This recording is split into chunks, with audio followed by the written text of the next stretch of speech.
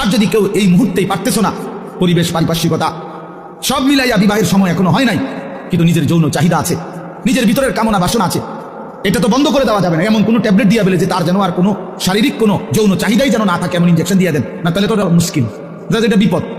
এটা তো আল্লাহ প্রদত্ত, আল্লাহ প্রদত্ত। অতএব আল্লাহ নবী বলছেন ফাআলাইহি বিসসাওম।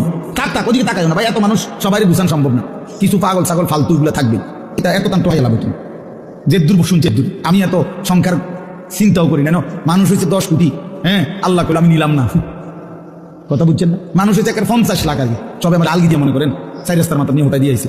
আল্লাহ বলছে আমি আনিস তোমার নিলাম না, খালি তো লাভ হইল কি? এই জন্য এটা কোনো বিষয় না।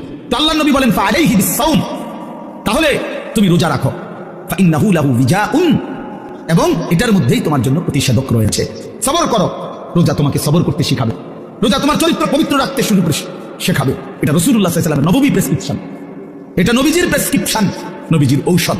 তো আমার বলার উদ্দেশ্য এই আয়াত আমি এই জন্য পড়ছি যে আলহামদুলিল্লাহ নিজেকে চরিত্র গঠন, তোমরা যারা কিশোর, নওজোয়ান, যুবক, তোমরা যারা এখনো অবিবাহিত, তোমাদের কাছে বন্ধু অনুরোধ, চরিত্রের হেফাজতের নিয়তে, অভ্যস্ত বানাবার নিয়তে, নিজের আখলাকের পবিত্রতার নিয়তে মাহে রমজান সামনে, মাহে রমজান সামনে, এবারের রমজানে টার্গেট নাও 30 দিনের রোজার মাধ্যমে দিল থেকে আল্লাহর কাছে এইভাবে 30টা দিন হাতে গুনে তুমি আল্লাহর সাথে ওয়াদাবদ্ধ হও যে আল্লাহ 30 দিন আমি রোজা রাখবো, এবং যৌন চাহিদা, লজ্জাস্থানের চাহিদা, অশ্লীলতা, বেহায়াপনা, নর্তকী, নাচ গান, উলঙ্গ ছবি দেখা, নারীকে নিয়ে চিন্তা ভাবনা, মেয়েকে নিয়ে অস্থির চিন্তা ভাবনা, অবৈধ কোনো প্রেম সম্পর্ক, হারাম কোনো রিলেশন, এই সব ত্যাগ করে বন্ধু 30টা দিন মনোযোগ দিয়া